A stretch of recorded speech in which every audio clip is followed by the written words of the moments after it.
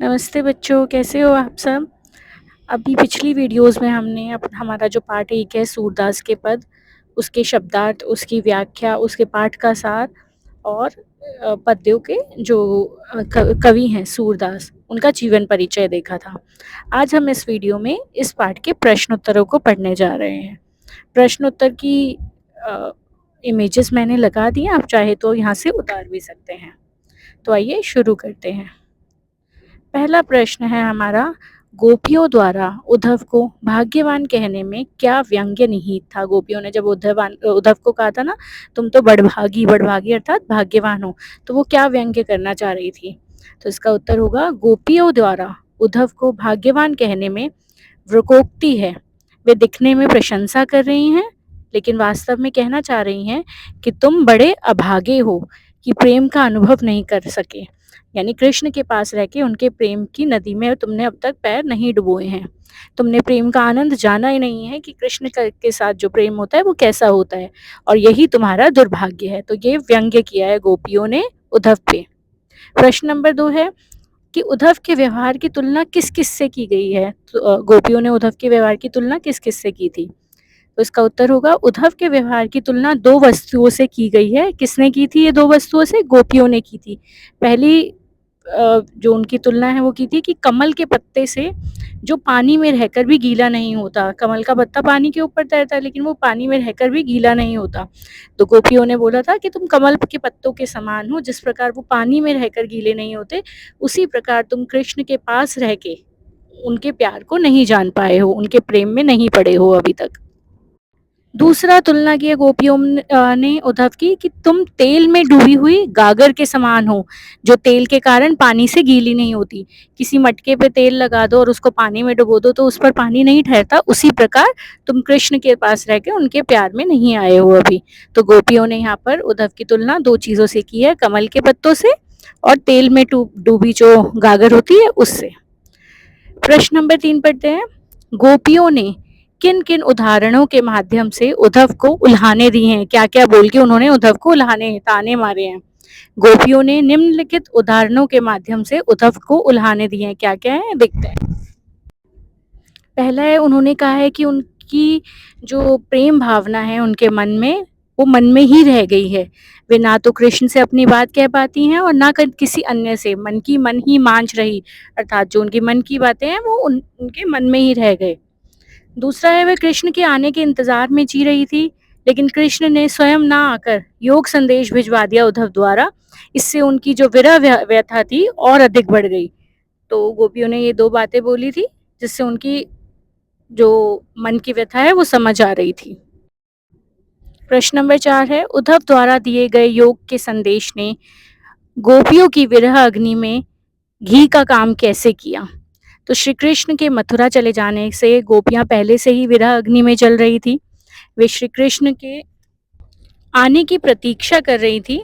तो ऐसे में श्री कृष्ण थे, उन्होंने योग साधना का संदेश भेज दिया उद्धव द्वारा, जिससे उनकी जो व्यथा थी वो कम होने के बजाय और भी ज्यादा बढ़ गई थी। प्रश्न नंबर 5 करते हैं, मर्यादा न लही के माध्यम से कौन सी मर्यादा ना रहने की बात की जा रही है?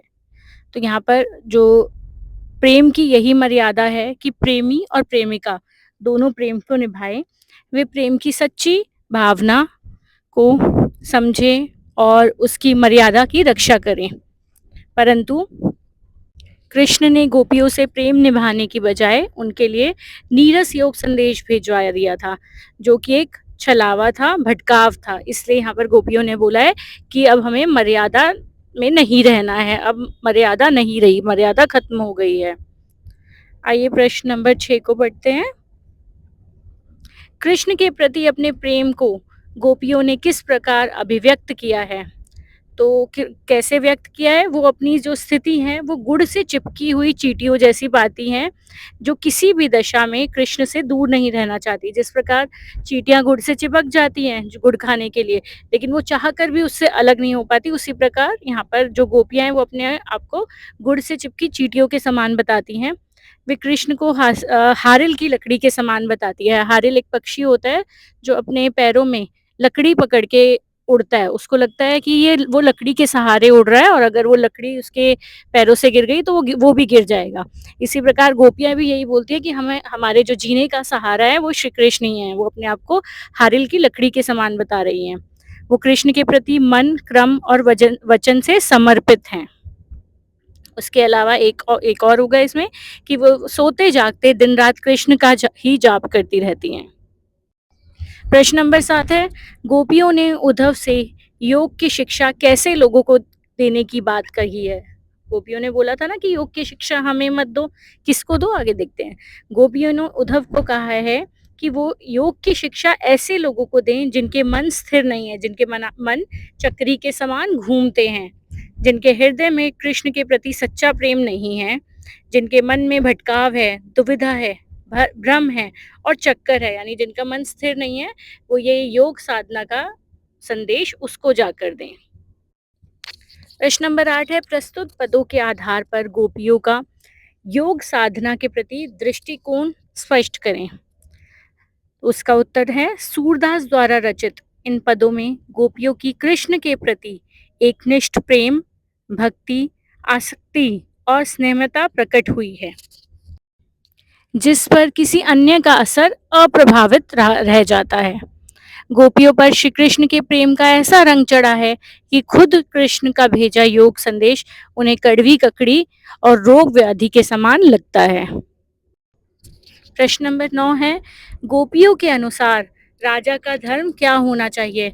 तो गोपियों के अनुसार राजा का धर्म यह होना चाहिए कि वे अपनी प्रजा को अन्याय से बचाएं, उन्हें सताए जाने से रोके। लेकिन यहाँ पर गोपियाँ कृष्ण के लिए ही कह रही हैं कि वो अपना राजधर्म नहीं निभा रहे। राजा का धर्म होता है अपनी प्रजा के हित में सोचना, लेकिन यहाँ पर तो श्री कृष्ण ही उनको सता रहे हैं, उनके साथ अन्याय कर रहे हैं।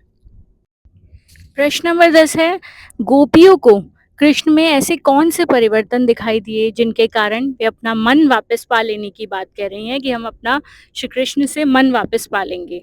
तो गोपियों को कृष्ण में ऐसे अनेक परिवर्तन दिखाई दिए, अनेक चेंजेस उसमें उनमें दिखाई दिए जिनके कारण वे अपना मन श्री कृष्ण से वापस पाना चाहती है। क्या क्या उनको परिवर्तन दिखाई दिए थे, जैसे वो बोल रही थी ना उद्धव के को कि अब श्री कृष्ण ने राजनीति को पढ़ लिया है, जिससे उनके व्यवहार में छल और कपट आ गया है। श्री कृष्ण ने अब राजनीति पढ़ लिया जिससे उनके व्यवहार में छल कपट आ गया है। दूसरा उन्होंने बोला था श्री कृष्ण अब राजधर्म भूलते जा रहे हैं, वो अपना जो राजा का एक धर्म होता है उसको भूल गए हैं। और तीसरा उन्होंने बोला था कि दूसरों के अत्याचार छुड़ाने वाले श्री कृष्ण, दूसरों को अत्याचार से छुड़ाते थे वो, अब वो स्वयं अनीति पर उतर आए हैं। किनके साथ अनीति कर रहे हैं वो? गोपियों के साथ।